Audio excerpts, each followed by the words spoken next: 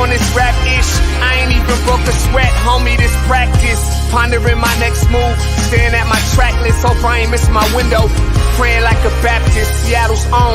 Tired of this Game of Thrones. They made a list of the best rappers, and guess who wasn't on? While the disrespect continues, I'm steady packing these venues. Guess if you ain't at the table, you on the menu. And I'm that spitter, baby. They don't want you to see, but everybody south of Capitol Hill's rocking with me. Boys smoke the trays and plan to getting their life together. I'm comfortable with my role, so I'm like, whatever. I ain't got a job, but I work hard. And you don't work hard, but you got a job. The irony is I'm judged while you feel the applause. I'm slept on, that's why I had to set this alarm. My dudes is armed, I'm armed with this arm charm. Body banging like she got that cream from Barry Bonds. Yeah. I did it for the city, I did it for the love, I did it for the people, I did it for us. X-ray season is here, a real hitter with a mic, I'm everything that they fear. With that, hood ain't the same, I was all on their ass, I'm level-headed. So yo, my dudes love when I spaz, and I'm so over Seattle's passive-aggressive attitude. They don't call you back, what they really saying is F you. While I'm from the same place, I move at a different pace. I prefer if you just said it to my face, damn, I did it. I did it for the city, I did it for the love, I did it for the people, I did it for us. Average dudes with they average spit, writing average rhymes, knocking average chicks. The closer I get, I can feel the people starting to shift. I'm loyal to a fault, and everybody can't come with. Rap's a rich man's game, I'm only playing with change. They bang models and singers, I'm knocking my old flame, I'm different. The crowd, I move with the chosen few. Black thoughts, I could be the front man for the roots. No diamonds and gold, I'm on my sticks and stones. If we can see your panty line, you should have on a thong. My team is strong, through this fire we forged a bond. And they already know what it is when I get on to the hearse.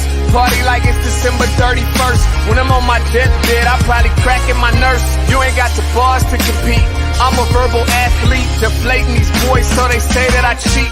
Damn, I did it. I did it for the city, I did it for the love, I did it for the people, I did it for us.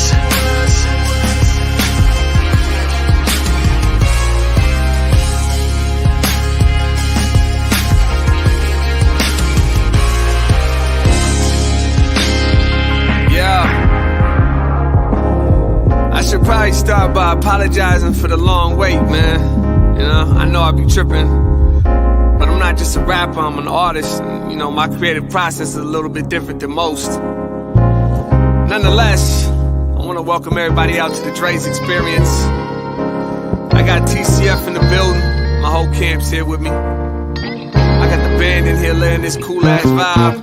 And I'm Seattle's own. Let's get into it. Welcome, everybody, to the Morning Update Show. I am your co-host, Trey Holiday, here at the Holiday Studios today on Mommy Duty a bit, but always happy to be in partnership with my brother partner, Big O. What up, Big O? Trey Holiday, you look nice and comfortable there, man.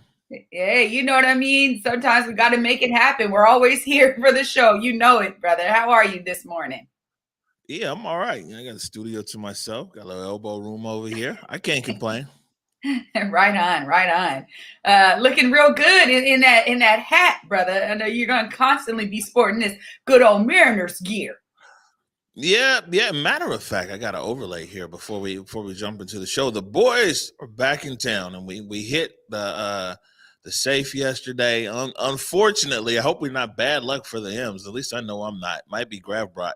The M's got spanked up last night, 6-0 by the Sox.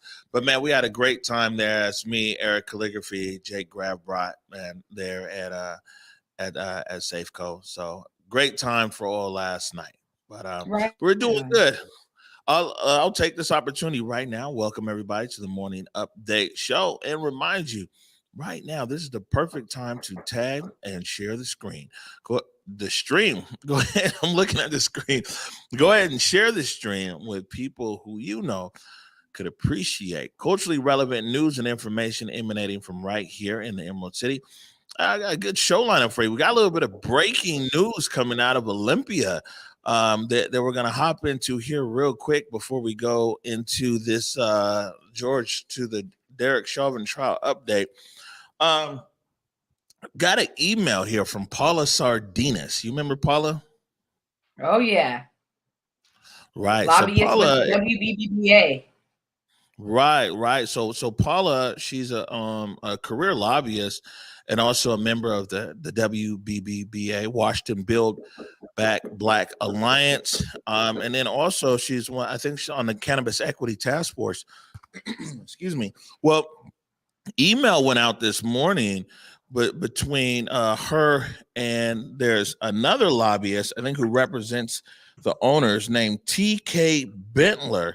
And now there's accusations of racism and bullying and some everything else. We're going to be talking to Paula Sardinas here, but she sent out an email saying that basically this lobbyist TK Bentler is trying to. I understand my email is being shared. If you're disseminating it, it constitutes bullying under both the PDC and House ethics. And so what's happening here is Paula Sardinas is saying that potentially TK Bentler, who, like I said, represents some of the other owner operators in the cannabis industry. But the big discussion is that the group that Bentler represents is basically saying here that they're okay for some of these licenses to go to black people as long as it's not inside of Seattle or inside of Tacoma. And Paula clapped back. And then in clapping back to TK went and sent an email to all these legislators, and now it's reached the public level here. Don't have a lot of details. This just came out, but I'm going to tell you, it's continuously been an uphill struggle to try to get any kind of equity around cannabis for black people out of Olympia. But it looks like they might have met their match down there in Paula Sardinas. She's definitely not backing down. She'll be here on air to tell us what's going on in Olympia.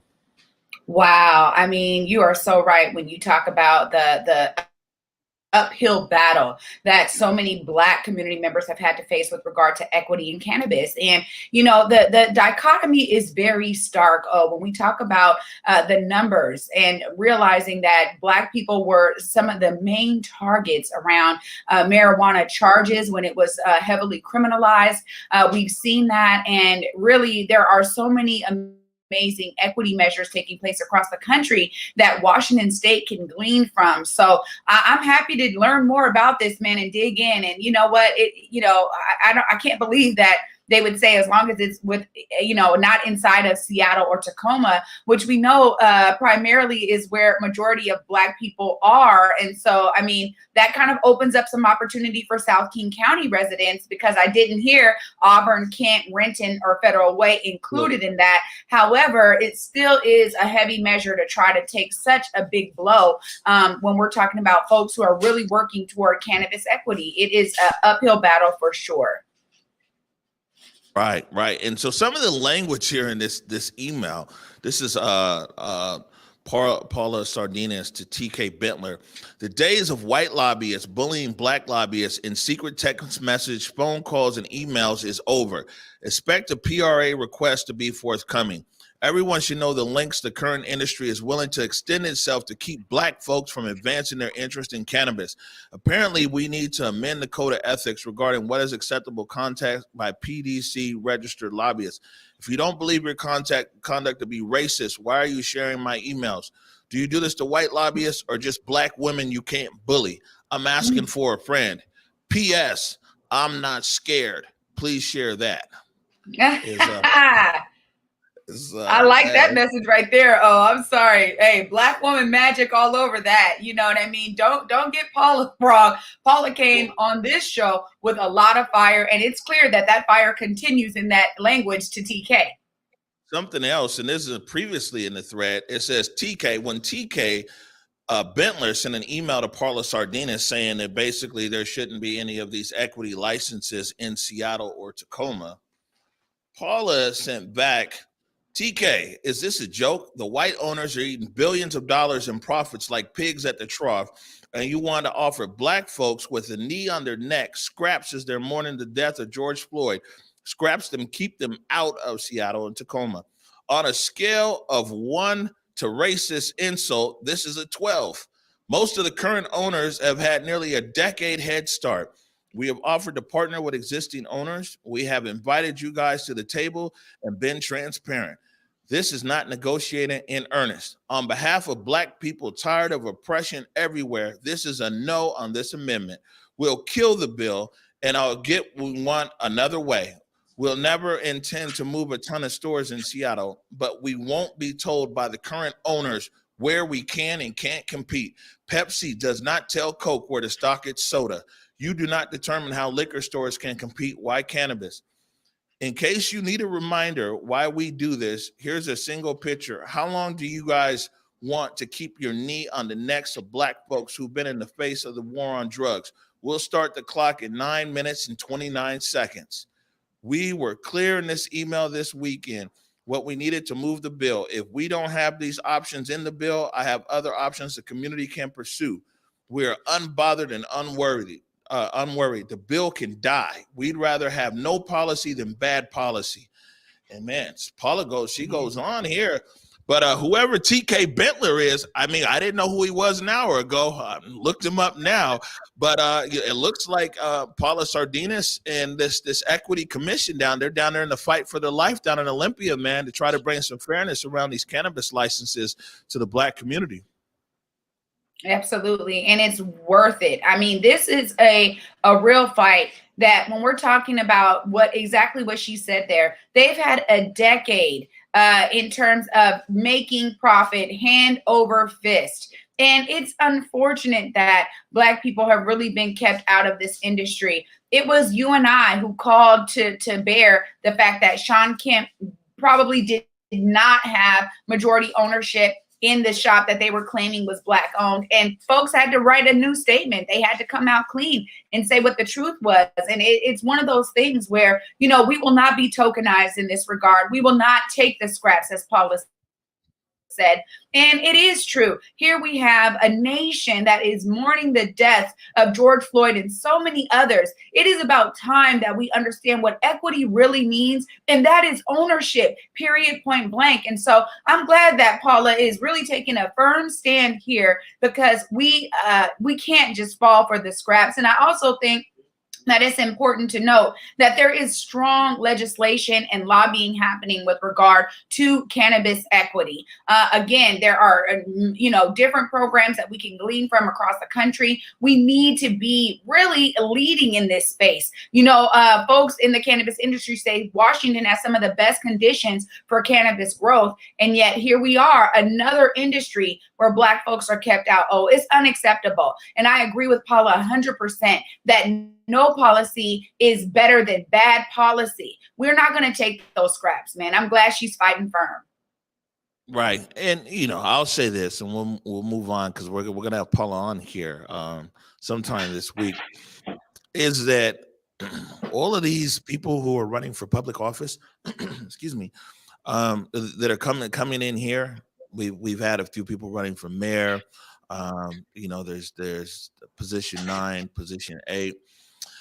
Man, it would be good to get, I guess the next round of questions is like, man, what's your position on this? How can you support? How can electeds here support what's going on down there in Olympia? How can existing council members who aren't up for election, how can you be supported? We hear lots of blah, blah, blah. So, it would be good. It looks like there's a real deal fight going on down in Olympia, man. Let's see where you're at on this side of the issue. So that's right. We'll move on here. We've got this clip from CBS this morning, the update of the Derek Chauvin trial out in Minneapolis. In Minneapolis, Derek Chauvin's murder trial resumes this morning, with more police officers expected to testify for the prosecution. The city's police chief told the jury yesterday that Chauvin violated police standards and training when he held his knee on George Floyd's neck for more than 9 minutes. Jamie Yukas is outside the courthouse with more on this story. Jamie, why are the prosecutors calling these police officers to the stand? Because this is highly unusual to see police testifying against other policemen. Yeah, Gail, you're absolutely right. It's rare to have officers testify against former officers on trial. Prosecutors are trying to give the jurors information about police procedures. And according to the police chief, Chauvin should have stopped the neck restraint once Floyd stopped moving. The chief told jurors Chauvin's actions ran against the department's policies and ethics.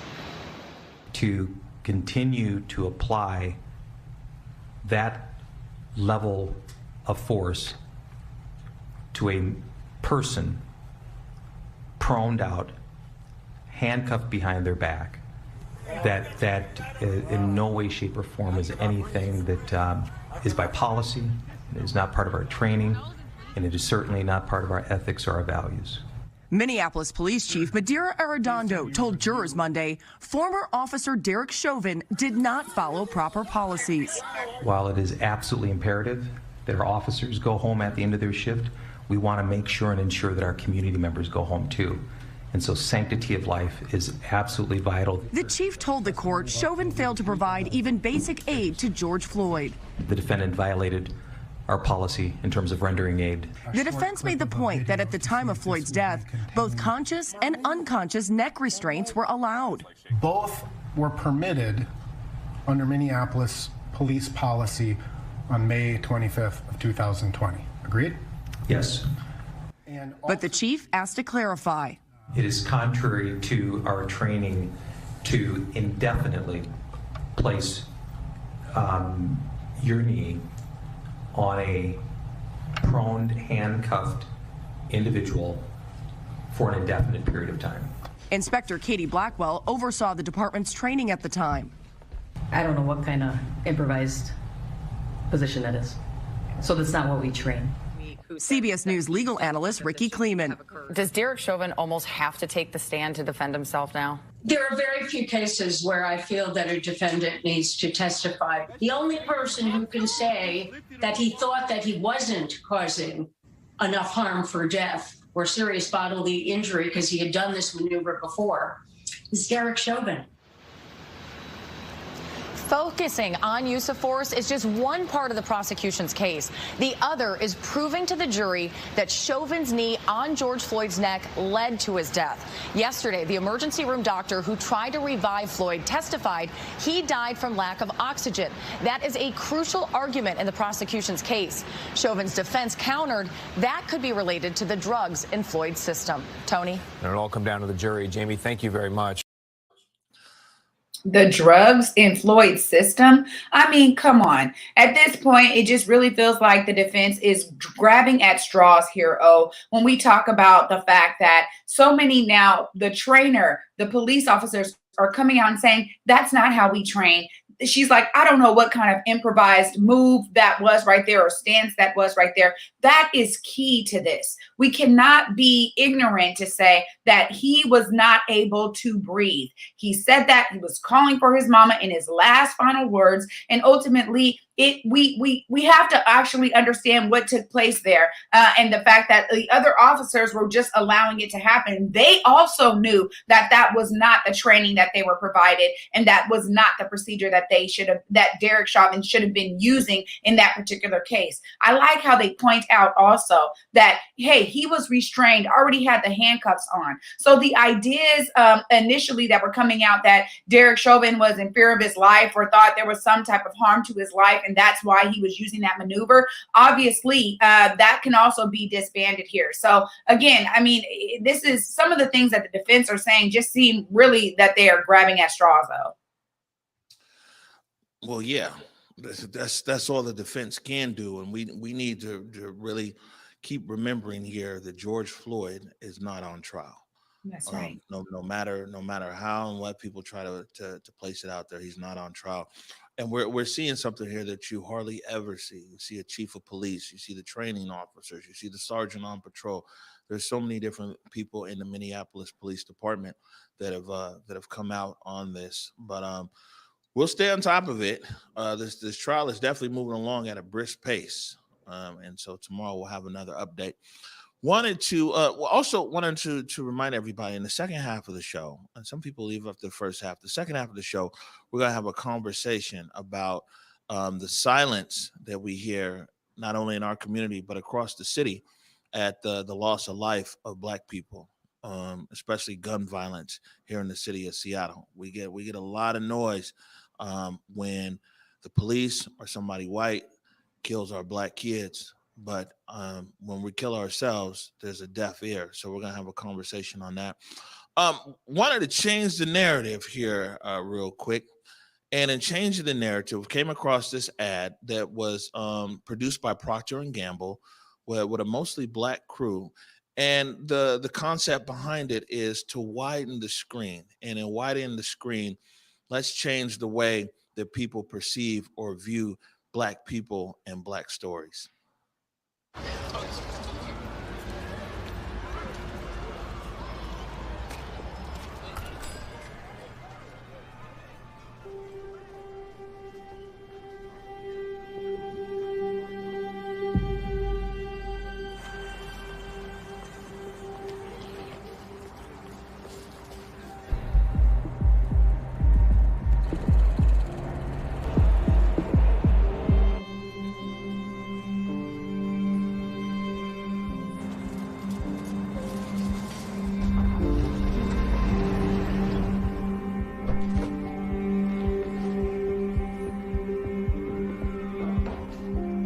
If you think you know what happens next, ask yourself why. These are the black stories we've been shown. A narrow view that limits our understanding.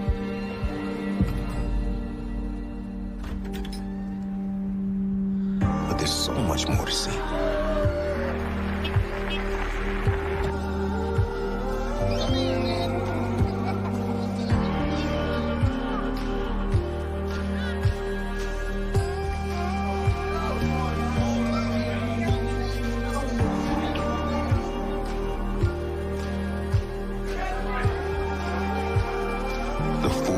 Of black life.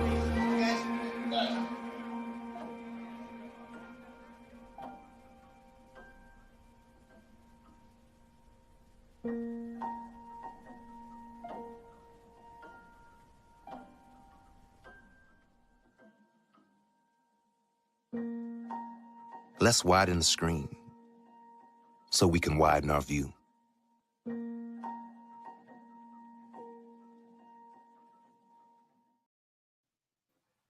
Wow. Oh, I love that. You know what? Oh, as a Black woman, we understand the depth, and I understand, just as a Black person, understand the depth of the wide variety of our experiences. And for a company like Procter & Gamble to say, let's widen the screen, let's showcase the wide variety of how Black people really are just people, right? I mean, that's really what struck me there is, you think something because of what has been constantly replicated throughout major movies, major media, what people assume to be the truth. And yet there are so many more stories to be told. I'm so thankful that, people are able to kind of see it through that lens. I know that Converge, myself, we really work to showcase the wide breadth of so much of Black brilliance, because really there is everyday life happening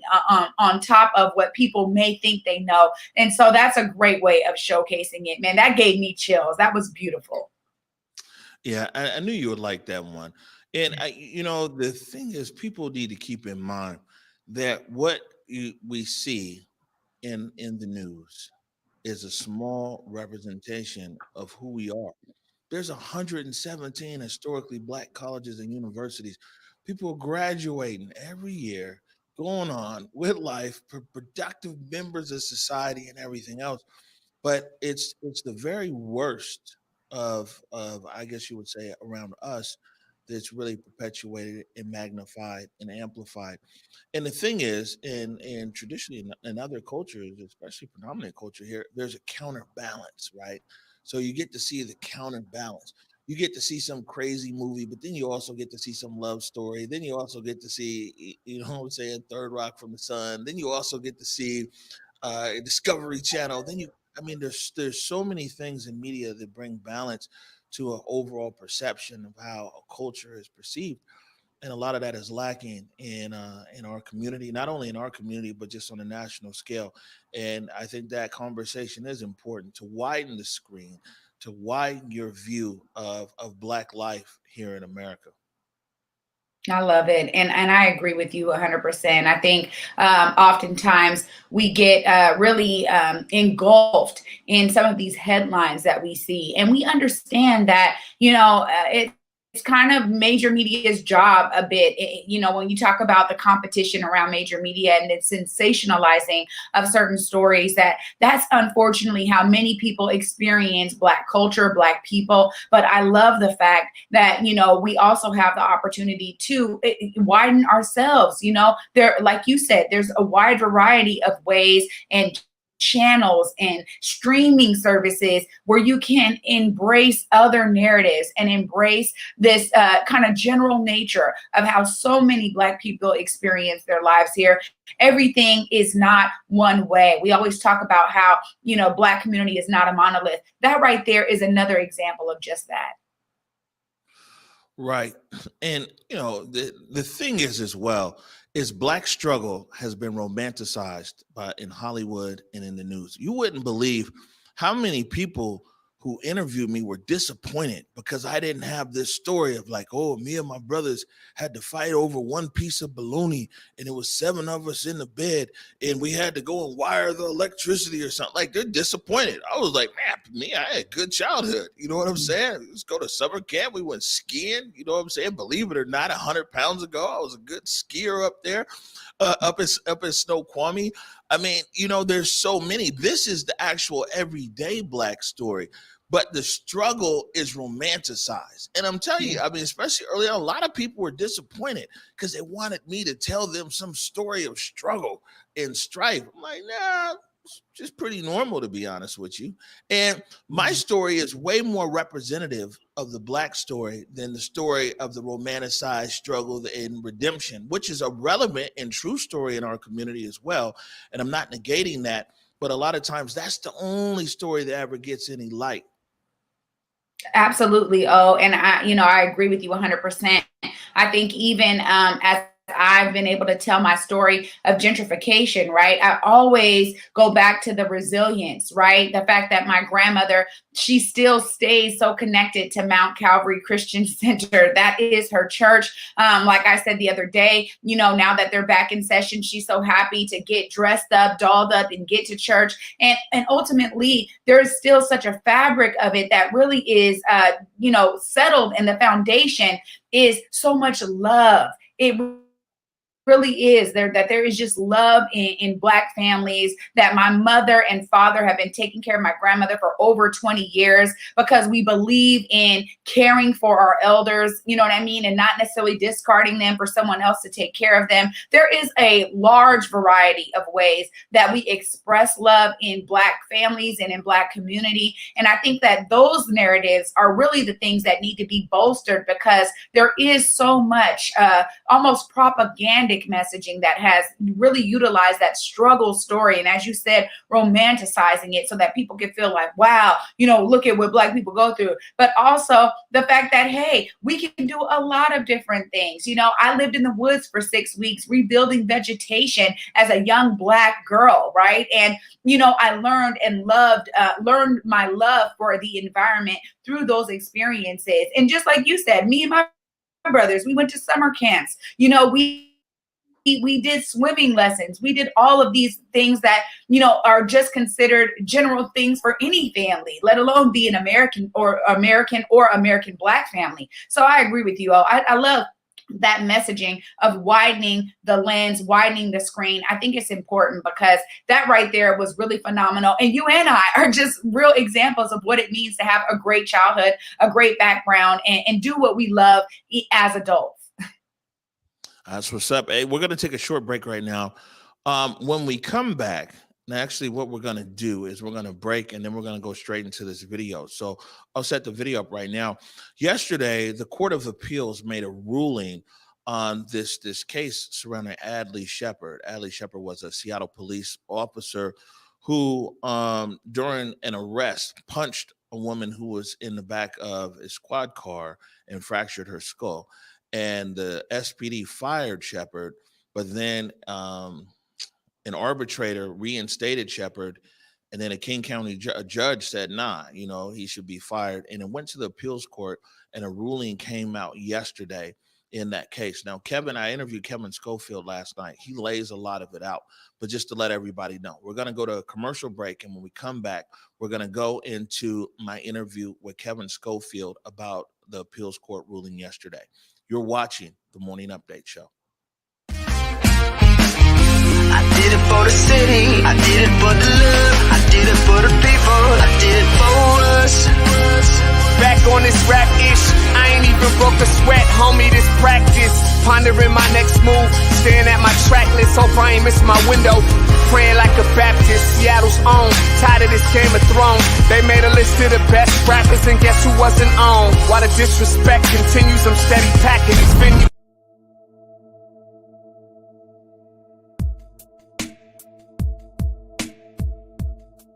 Converge Media produces culturally relevant content for Black and urban audiences. Our coverage is raw, transparent, and objective, praised by community leaders, government officials, and residents.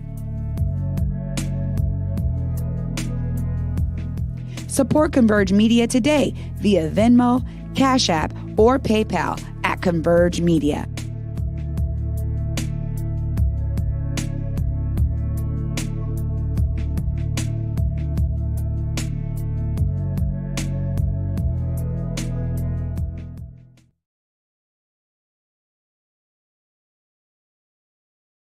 So this started back in June 2014. Officer Shepard was on duty. He was called to a domestic disturbance incident where there's a bunch of things going on. He ended up arresting an intoxicated, fairly belligerent woman, handcuffed her. He was trying to put her into the backseat of his police car. She kind of leaned back, brought her foot up and kicked him in the face. And about 2 seconds later, he reached in and punched her in the face and broke the skull bone next to her eye socket. This is investigated, and he was found to have violated.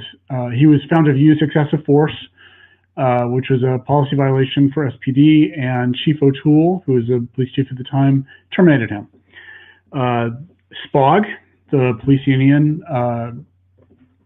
appealed this on his behalf, and this went to an arbitrator, what they call a discipline review board, which is an arbitration board. And in June of 2018, they held a hearing on this, and in November 2018, the arbitration board found that the firing was excessive, overturned that, instead gave him a 15-day suspension, although it gave SPD the right to not reinstate him as a patrol officer, but had to give him a job back again, right? The city appealed that. King County Court judge overturned the reinstatement of him and said, no, the city has a right to fire him. SPOG appealed that. So there's been a whole bunch of different appeals along the way now. SPOG appealed that to the Court of Appeals, and that was the ruling that came down today. And the Court of Appeals said that the King County Court got this right, that the city SPD has every right to terminate Officer Shepard. So they upheld that termination. So what the appeals court said today was, the decision reinstating Shepard is so lenient, it violates the explicit, well-defined, and dominant public policy against excessive use of force in policing.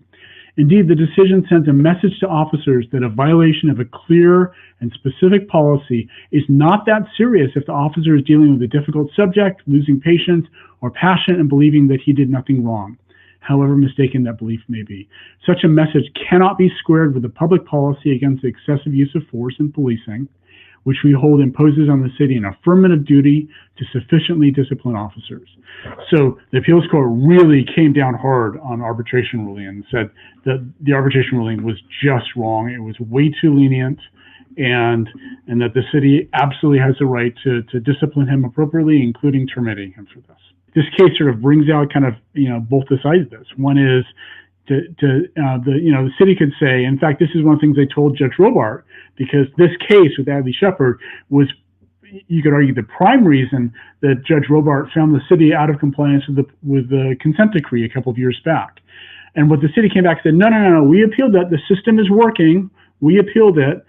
Sometimes arbitrators do weird things, but the system worked. The courts looked at this and they overturned it, and that's part of their message today. But the other thing you can say is, why on earth should a labor lawyer be able to overturn the chief of police's experience and decision making on what the appropriate discipline is for an officer in this case, right? Which is what happened. So why would you ever have an arbitration panel overturning, the discipline decisions of the chief of police? So that's kind of, in an essence, the two decisions that are being wrestled with, or the two kind of perspectives that are being wrestled with in this case. So this is actually a timely decision right now, because down in Olympia, that's one of the things that they're talking about is the collective bargaining and arbitration and some of everything else. And what we see right here is the SPD, they had fired Shepard, but SPOG, the union, the arbitrator, they went and, Shepard got his job back, and then they went, to court with King County. King County said no, the chief should be able to fire the officer, and now the appeals court upheld that decision. Yeah, I mean, go ahead. Real quick, want to let everybody know the link to the full interview is coming right now into the comments. Well, I think it's really important here that I like how Kevin ended it there. What kind of precedence is being set if arbitration, a lawyer that's involved in arbitration can be the one that then is pressing for, a reverse of something like the police chief decision. And I think it's very clear here that, no, we really do need to respect, as he said, the expertise, the length of service, the understanding in terms particularly of the nuance that happens with regard to these kinds of cases. And I am glad that the court's decision was upheld here. Clearly, the chief of police at the time really felt that that was a violation of their policy. He, as an officer, utilized undue aggression, maybe undue harm that he caused to a suspect in the backseat of his car. And I think this is something that really is a step in the right direction in terms of setting the precedence here for upholding how the city decides to deal with its employees in particular departments. Right. Well, the city and the Seattle Police Department, they fired the officer. But, this is the appeals court went hard on the arbitration process, like real hard. I would invite people to go check out the full interview. It's only 11 minutes, but Kevin breaks a lot of stuff down. We're going to take a short break right now. When we come back, we're going to have a discussion here about, the murders that are occurring here in Seattle and King County and the deafening silence surrounding it. You're watching the Morning Update Show. Public Health Seattle King County, Zero Youth Detention, along with our partners from across the South King County region, are committed to reducing violence and creating the conditions needed for our neighborhoods to be safe and free of crime. Too often, the response to crime and violence has been a piecemeal approach with a program here and a program there. When family units collapse, schools fail to educate, the economy fails to produce jobs, and crime rises, we've looked to law enforcement and punitive measures to save us. Nothing could be more wrong or further from the truth.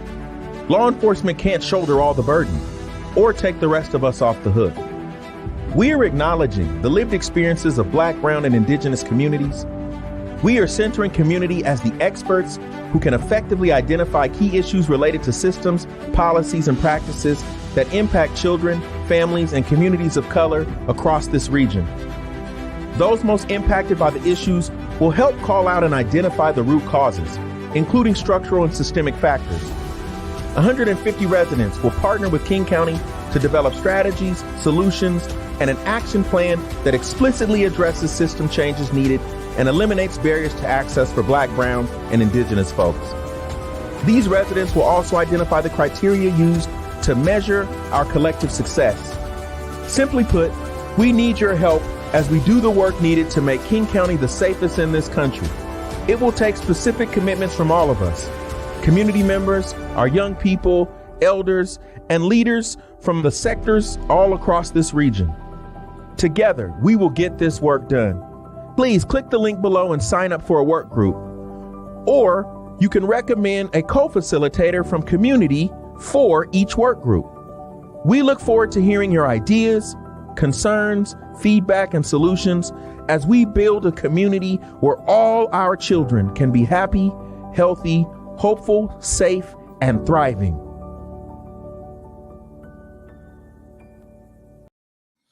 All right, welcome back to the Morning Update Show. My name is Omari Salisbury here in Converge Media Studios. And I'm Trey Holiday at Holiday Studios. Holiday Studios on and cracking, huh? Yeah, Nikki hooked me up. I told you, man, we elevated my production value over here. I'm ready to go into the Holiday Studios refrigerator over there and grab some. our refrigerator here is bare. Man, you know, wanted to talk about something real serious here, and man, what's been occurring, and it's tragically generationally here in Seattle, and man, this is the murder of mostly young Black males by other young Black males in our city, and it's usually a lot of silence around it. Now, Marcus Harrison Green, we go ahead and put this up. Marcus Harrison Green, this is in the Seattle Times and the South Seattle Emerald. Opinion, one more time. Ooh, that was fast. When Black men are killed in Seattle's South End, why does society shrug?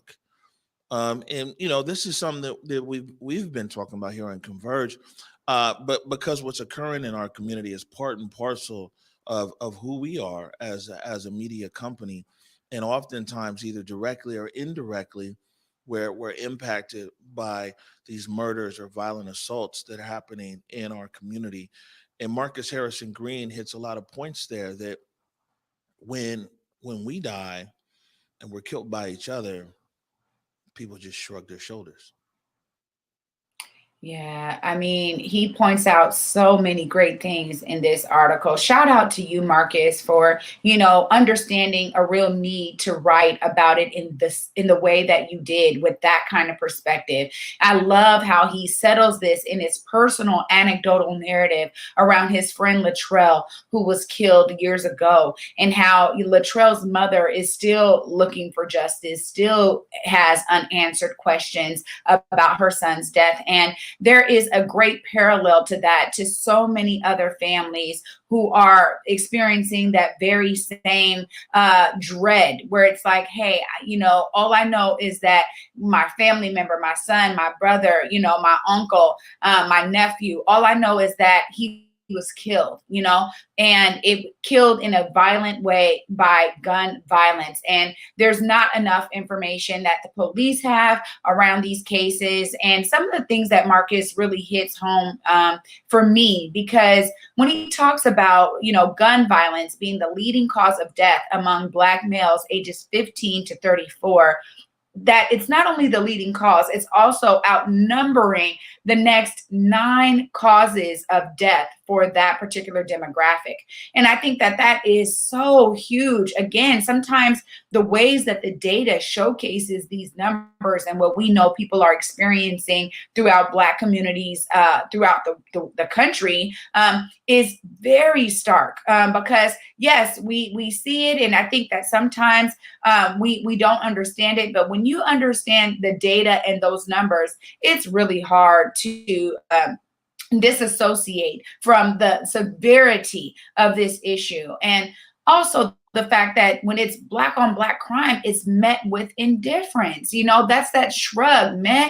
You know, that's what's happening. And one thing he also says that I really appreciated was, why is this considered a byproduct of Black culture? That's not the case. And as we were just talking about in the previous segment, that, you know, look, let's widen the screen, widening the lens, showcasing the wide variety of ways that Black people experience life in this country. And I think you and I both having really great backgrounds, being able to go to college, go to HBCUs, experience life. We really are examples of that. But when he said that, it was like, yes, why do people assume that that's just a byproduct of Black culture instead of understanding it as a byproduct of discrimination, poverty, all of the things that this country has essentially put on the backs of Black people? And I just appreciate so many of the highlights that he really pinpoints here in this article.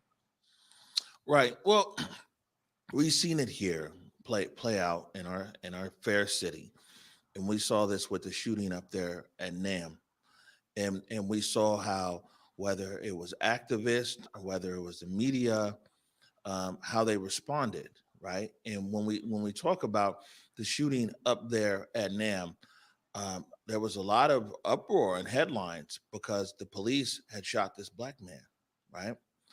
And there wasn't too much conversation about the victims at all. No one was really talking too much about the victims.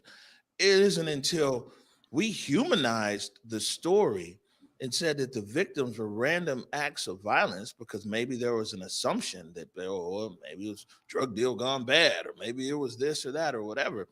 That then we saw a shift in the narrative across the city. People were like, oh, well, man, how can we do a GoFundMe? How can we help the victims? How can we do all these kind of things?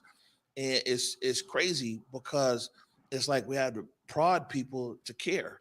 What if it wasn't a random act of violence? People wouldn't have cared.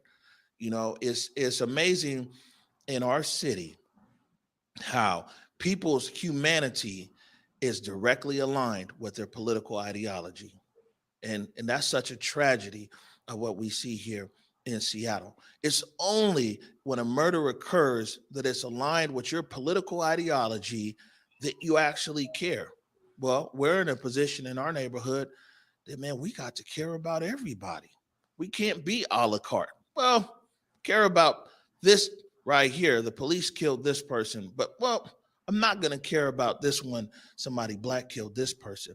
And now it's true. It's two separate streams, two separate arguments. It's very different when the state and the government is killing people, But I want to be clear, and it's so perplexing to me, Trey Holiday, how we live in a city where there can be so much outrage on one death, but total silence on another.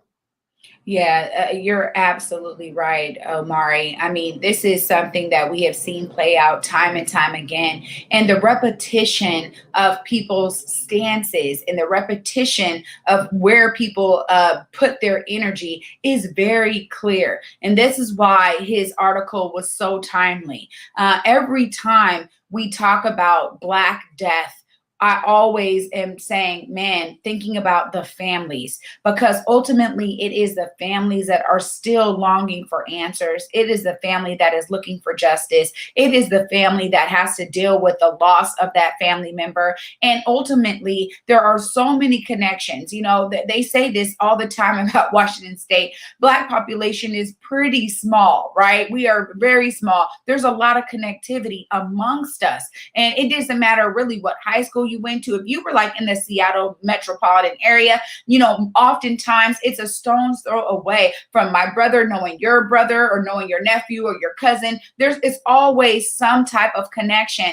And we do this at home often, in our 3 generations, where it's like my grandmother knew their auntie, my mom, went to school with their cousin. It's always this kind of connectivity. And ultimately, we all end up mourning and grieving for that family. We are all like, you know what, man, we need to take a moment here. Let's pray for them. Let's pray for their strength. Let's do something and meditate on positivity for them. There's always a feeling that we experience, no matter who it is, when we start, even if it takes a couple of weeks for us to realize, oh man, that was who my little sister went to school with. And, there's just always these kind of connections that happen in Black community. And I realized when I was reading this article, that Marcus and putting it in such a personal narrative, it really struck me, because I thought, man, it's so normal for me to call my brothers, for me to check with my sister, my mom, my grandmother, my grandfather,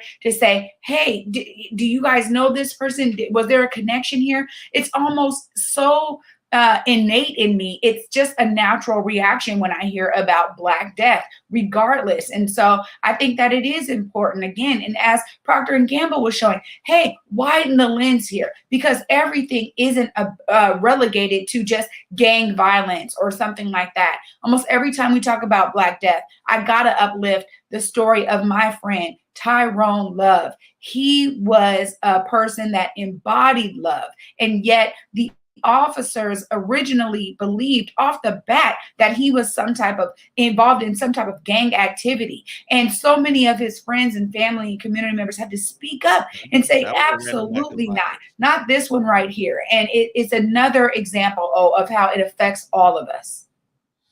Right. And Seattle is so interesting.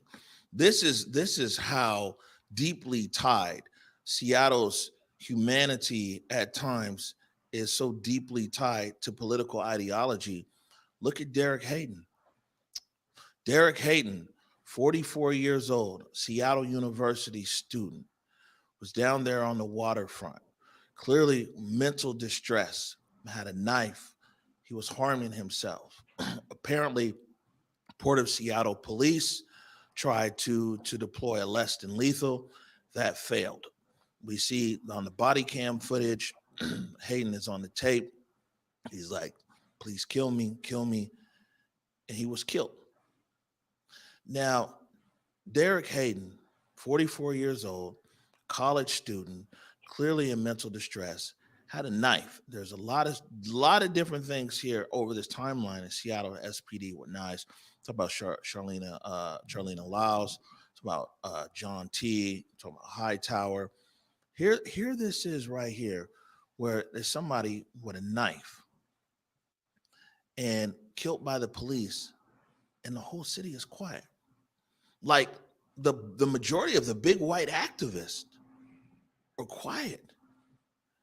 And I can only assume it's because he's white. And that's how crazy it is here in Seattle, that white people ain't even saying nothing about white people. And some of these same white people would be the same people who's in the streets if Derek Hayden was black. But because these things occur and it's not aligned with a specific ideology, people's humanity don't just activate. That case around Derek Hayden was a perfect opportunity for people in Seattle to come to the table, to have a real discussion with the Seattle Police Department. Hey, what are some of the methods and tools when someone has a knife? Does it always have to be the first thing is to go and to shoot? Where is the CIT team? Where is different stakeholders, everything else? I mean, what an opportunity to come to the table here. And we hear silence. We hear total silence.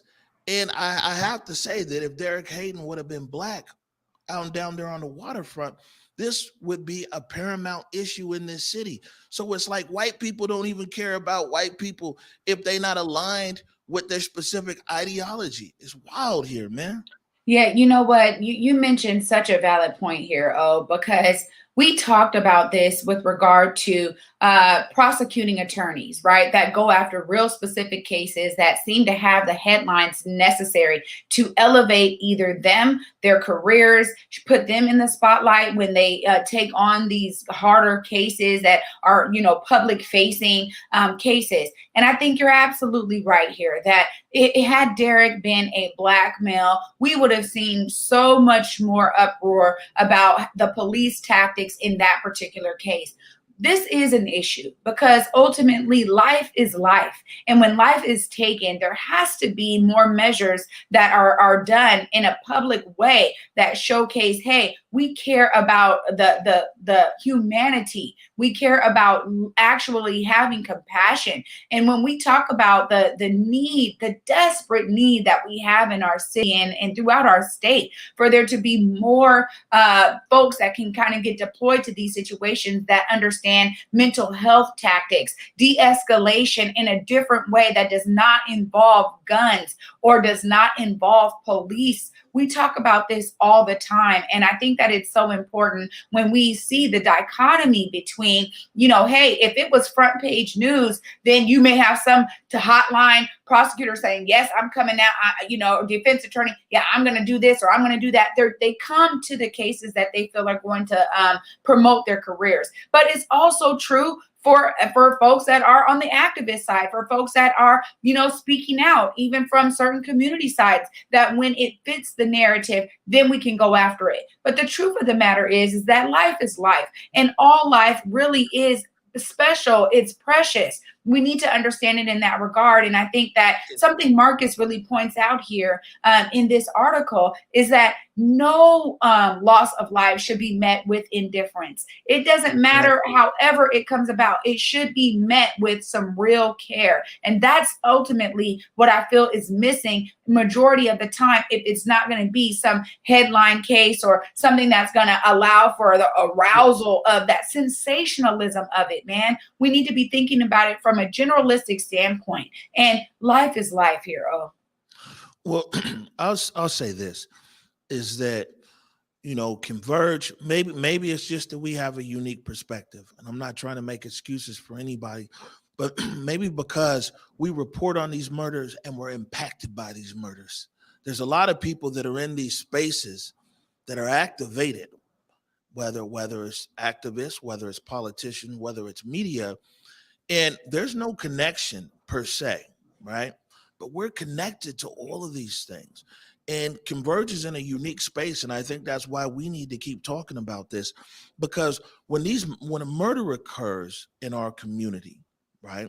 When a murder occurs, a lot of times, either directly or indirectly, we're impacted, and that whole neighborhood and community is traumatized. And so we have a perspective of seeing everything. And we're in a place where we're impacted emotionally by so many of these things. And I would just say that as a city, we need to do better at being indifferent in our humanity. Let's try that. Let's try to be humane to everybody here. Let's not, oh, well, it's just some black people killing each other in the South End. Let me go get my latte. But then all of a sudden, if somebody else is killed, police kill somebody black, you ready to take it to the streets? Let's take it to the streets on everything. You know, my mama used to always say, how we do anything is how we do everything. So, man, let's keep that same energy. And I mean, these lives that are being taken in South Seattle, across King County, I mean, man, these were people, they mattered. They walked this way. They walked this earth. And just want to, again, before we break out of this, give a big shout out to Marcus Harrison Green for making sure to keep this top of head awareness around the indifference that is seen when it's black people killing each other here in the city of Seattle and King County. We're going to take a real quick break right now. When we come back, we got something real special from King County Council member, former council member Larry Gossett. You're watching the Morning Update Show.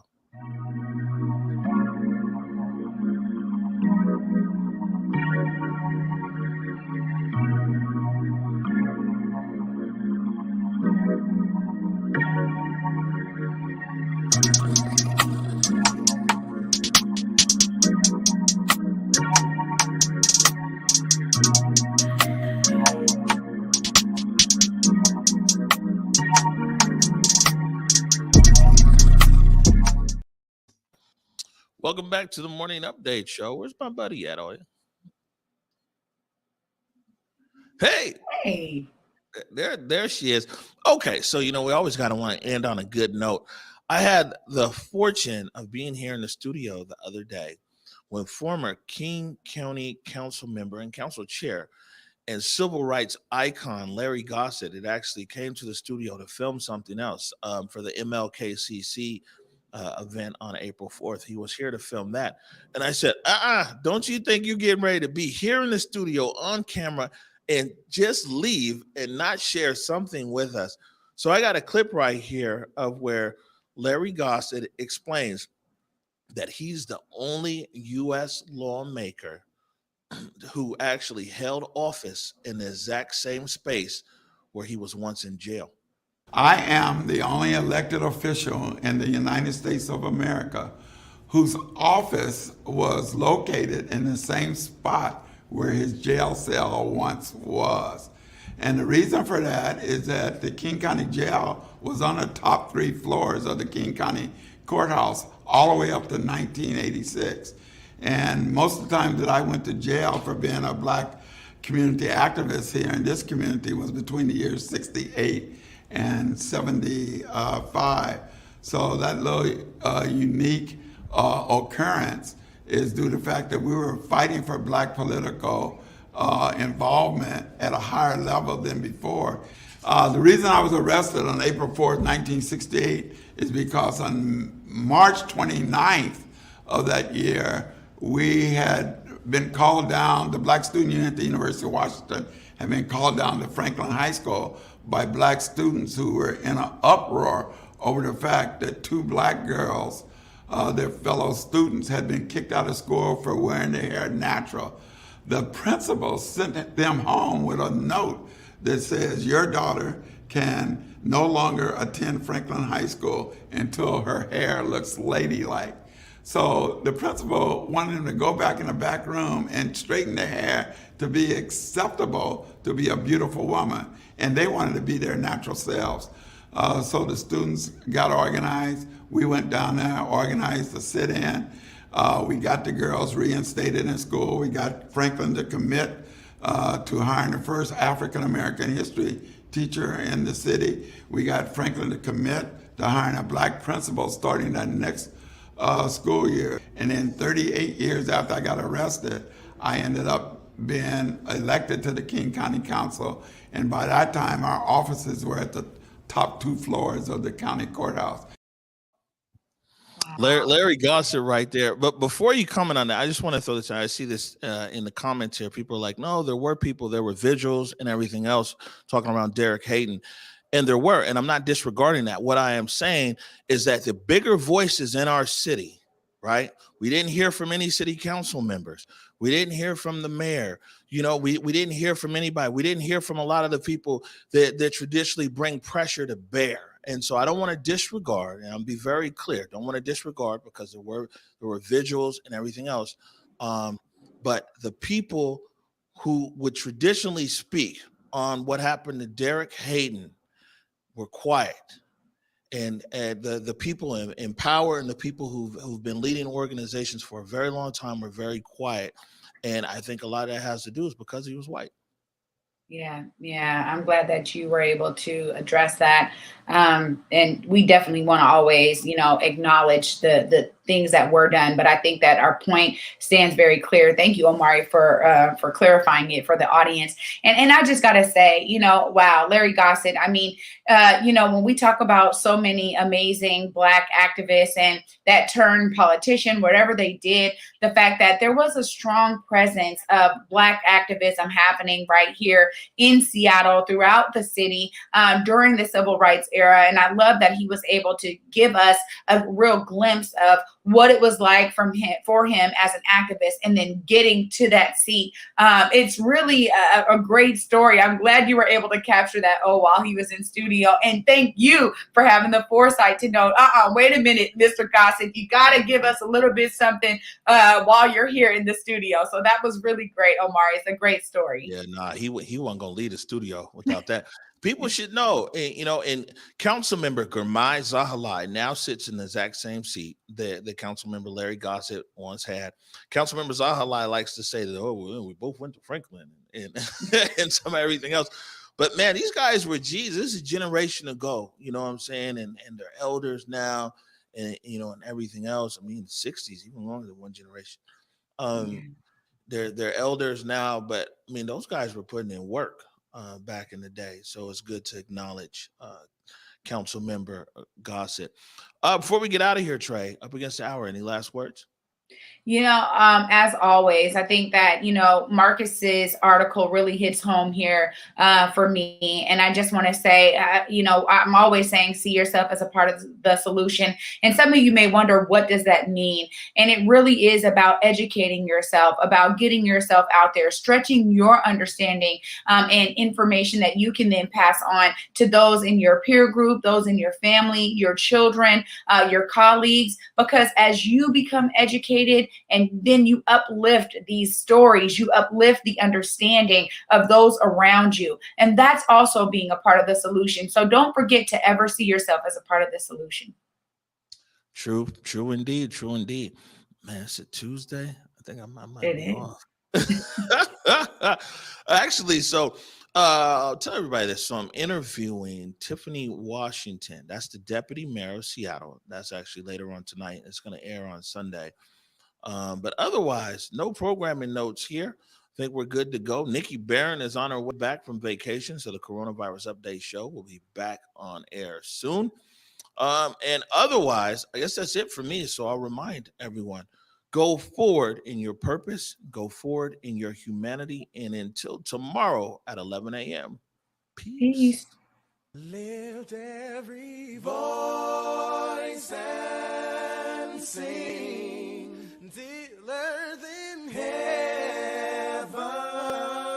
ring with the harmonies of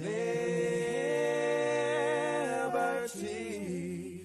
Let our rejoicing rise as the listening skies. Let it resound loud as the rolling sea.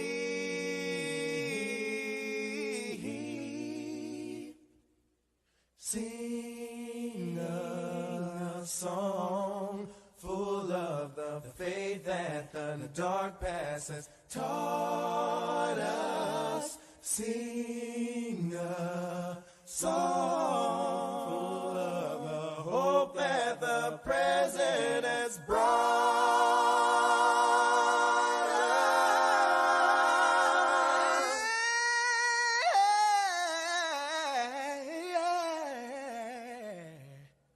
Facing the rising sun.